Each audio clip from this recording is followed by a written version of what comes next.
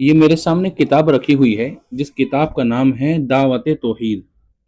دعوت توحید کتاب کا نام ہے، یہ رہا یہ، اور اس کے صفحہ نمبر 22، پیج نمبر 22، صفحہ نمبر 22 پر ان لوگوں نے ایک باب باندھا ہے اور اس پہ لکھا ہے کہ غیب کا علم اللہ کے سوا کوئی نہیں جانتا، یعنی کہ چاہے کوئی نبی ہو، رسول ہو یا کوئی ولی ہو، کوئی بھی ہو، غیب کا علم اگر کسی کے پاس ہے تو وہ اللہ کے پاس ہے، اللہ کے علاوہ کسی اور کے پاس غیب کا علم نہیں ہے۔ اور اس کے دلیل میں انہوں نے جو ہے بہت ساری قرآن کریم کی آیتیں پیش کی ہیں۔ قل انما انا بشر مثلکم یوحی الی یا علم تعلم ان اللہ لہ ملک السماوات والارض قل لا يعلم من في السماوات والارض الغیب الا اللہ ويقولون لولا انزل علیہ آیۃ من ربہ وعنده مفاتیح الغیب لا يعلمها الا هو۔ انشاءاللہ العزیز میں ہر ایک آیت کی تفسیر اور اس کی وضاحت شرح و بسط کے ساتھ انشاءاللہ آپ کے سامنے میں بتاؤں گا۔ سب سے پہلے میں نے جس آیت کریمہ کی شرح و بسط آپ کے سامنے پیش کرنے کا ذہن بنایا ہے وہ آیت کریمہ ہے ان اللہ یعلم غیب السماوات والارض واللہ بصیر بما تعملون، یعنی کہ اللہ زمین اور آسمان کا جو غیب ہے وہ صرف اللہ ہی جانتا ہے۔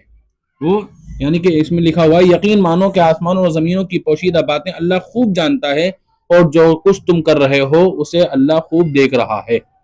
ٹھیک ہے، انہوں نے یہ آیت کریمہ پیش کی اس ثبوت پر کہ اللہ کے سوا کسی کو علم غیب نہیں۔ پہلی چیز تو یہ ہے اس آیت کریمہ سے یہ کہیں بھی ثابت نہیں ہوتا ہے کہ اللہ کے علاوہ کوئی غیب نہیں جانتا ہے۔ اس میں ہے کہ اللہ زمین اور آسمان کی پوشیدہ باتوں کو جانتا ہے، زمین اور آسمان کے غیب کو اللہ رب العزت خوب جانتا ہے۔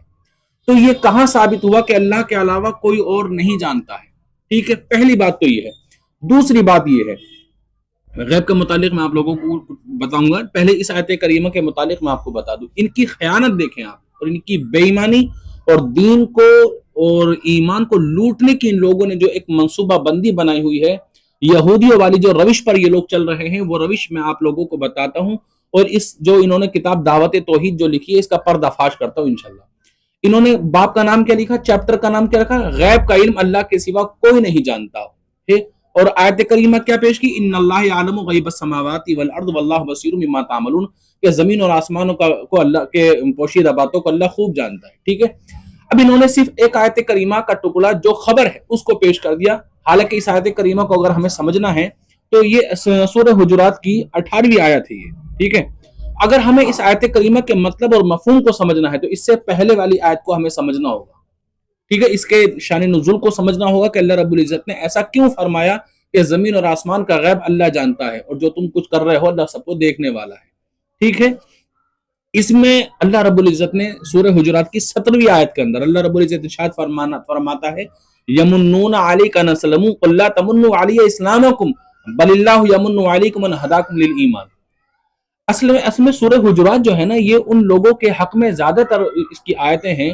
کہ کچھ بادی نشین جو جنگلوں اور صحراؤں میں رہنے والے جو لوگ تھے اور وہ لوگ ایمان لے کر کے آ گئے تھے، ان لوگوں کا ماننا یہ تھا کہ ہم نے اسلام قبول کر کے اسلام پر، اللہ پر یا اس کے رسول پر بہت بڑا احسان کر دیا، کیونکہ اس وقت میں مسلمانوں کی تعداد بڑی کم تھی، تو ان لوگوں کا ایسا لگتا تھا کہ ہم نے اسلام قبول کر لیا اور مسلمانوں کی تعداد بڑھ گئی۔ تو یہ لوگ کہتے تھے، اللہ فرماتا ہے یمنون علیک ان اسلموا، یہ لوگ احسان جتلاتے تھے اس بات پر کہ یہ تم پر احسان جتلاتے تھے محبوب اس بات پر کہ یہ اسلام لے کر کے آئے، بل اللہ یمن علیکم ان ہداکم للایمان، اور اللہ رب العزت ارشاد فرماتے یمنون علیک ان اسلموا قل لا تمنوا علی اسلامکم، اللہ رب العزت ارشاد فرماتا محبوب ان سے فرما دو کہ تم اسلام پر تم نے کوئی احسان نہیں کیا ہے ایمان لا کر کے، بلکہ اللہ رب العزت نے ایمان کے ذریعے تم پر احسان کیا ہے، تمہیں ہدایت عطا فرمائی ہے ایمان کے ذریعے، رب تبارک و تعالیٰ کا احسان ہے۔ اور اس کے اگلی والی آیت ہے کہ اللہ بخوبی جانتا ہے جو کچھ زمین اور آسمان کا غیب ہے، یعنی جو تم پوشیدہ طور پر تم دلوں کے اندر جو تم اپنے ایمان تمہارے کتنا مضبوط ہے کتنا کمزور ایمان، اللہ ان ساری چیزوں کو جاننے والا ہے۔ تو تمہیں کیا لگتا ہے کہ تم ایمان کا دعویٰ کر کے خود کو یہ ثابت کر دو گے کہ تم سے بڑا کوئی مومن نہیں ہے؟ تو تمہارا یہ دعویٰ بالکل غلط ہے اور باطل ہے۔ یہ اس آیت کریمہ کا جو ہے شان نزول ہے اور اس آیت کریمہ کا مطلب ہے۔ اب یہ جو آیت کریمہ ہے ان اللہ یعلم غیب السماوات والارض، اب اس آیت کریمہ کے متعلق میں آپ لوگوں کو بتاتا ہوں۔ اس آیت کریمہ میں کے متعلق امام قرطبی ہوں، امام رازی ہوں، اور جو ہے تفسیر روح البیان ہو، تفسیر جلالین ہو، تفسیر مدارک التنزیل ہو، جتنی کتابیں ہیں میں نے اس آیت کریمہ کی تفسیر پڑھی اور ہر تفسیر کا مطلب یہ لکھا ہوا تھا کہ اللہ رب العزت نے اس آیت کریمہ کے اندر یہ ارشاد فرمایا ہے کہ جو کچھ زمینوں کا علم ہے، ماضی حال مستقبل کا علم ہے، آسمانوں کا جو علم ہے سارا علم ذاتی طور پر رب تبارک و تعالیٰ خود جانتا ہے۔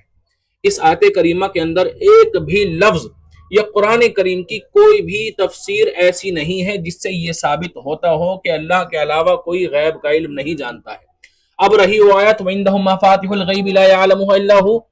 تو اس آیت کریمہ کی انشاءاللہ العزیز میں تفسیر آپ لوگوں کے سامنے کروں گا۔ بہرحال آپ لوگوں کو یہ سمجھ لینا بہت زیادہ ضروری ہے کہ دین کو لوٹنے کی تیاری ہے۔ جیسے کہ وہ یہودی تھے نا، کہ یہودی تھے وہ دین کو لوٹنے والے کام کیا کرتے تھے، منافقت کا چولہ پہن کر کے، اسلام کا چولہ پہن کر کے منافقت دل کے اندر چھپاتے تھے اور مسلمانوں کو ان کے راستے سے بھٹکانے کی اور بہکانے کی کوشش کرتے تھے۔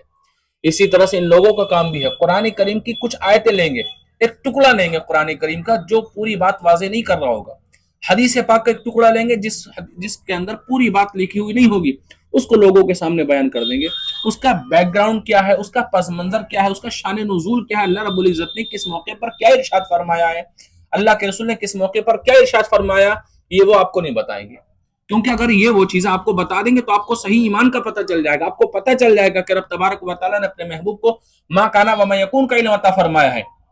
اللہ فرماتا وَعَلَّمَكَ مَا لَمْ تَكُنْ تَعْلَمُ وَكَانَ فَضْلُ اللَّهِ عَلَيْكَ عَظِيمًا، اللہ فرماتا محبوب جو آپ نہیں جانتے تھے ہم نے ہر اس چیز کا علم آپ کو عطا فرما دیا، اور یہ اللہ کا آپ پر بہت بڑا فضل ہے۔ ٹھیک ہے، آپ نے ان اللہ یعلم غیب السماوات والارض کی تفسیر آپ نے کر دی، وضاحت بھی آپ نے کر دی کہ اللہ کے سوا کوئی غیب نہیں جانتا، لیکن پھر اس آیت کریمہ کے بارے میں آپ کیا کہیں گے جس میں اللہ رب العزت نے ارشاد فرمایا وَعَلَّمَكَ مَا لَمْ تَكُنْ تَعْلَمُ،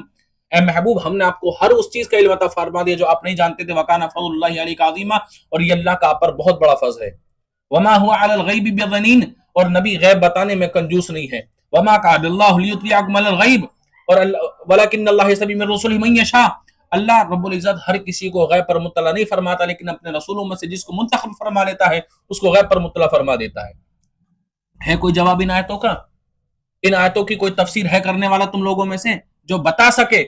اللہ کے نبی صلی اللہ تعالی علیہ وسلم کے اندر کمیاں تلاش کرتے ہو، اللہ کے رسول صلی اللہ تعالی علیہ وسلم کے غیب کو ناقص اور نامکمل بتاتے ہو، اللہ کے رسول صلی اللہ تعالی علیہ وسلم کے غیب کو پاگل چوپایوں اور مجنونوں کی طرح ثابت کرتے ہو، اور تم لوگ پھر خود عاشق رسول ہونے کا دعویٰ کرتے ہو اور توحید کے گیت الاپتے ہو۔ تم سے بڑا جھوٹا روئے زمین پر کوئی دوسرا نہیں ہے۔ تمہاری اس آیت کریمہ کی میں نے وضاحت کر دی، اس مختصر سے وقت میں اتنی وضاحت کر سکتا تھا۔ میں انشاءاللہ العزیز کبھی آپ لوگ کمنٹ میں بات کرو یا پھر ویڈیو میرے جو ہے ریئیکشن ویڈیو بناؤ میری ویڈیو پر، میں پھر بتاؤں گا کہ دھول چٹانا کس کو کہتے ہیں، اور الحمدللہ ہم عاشق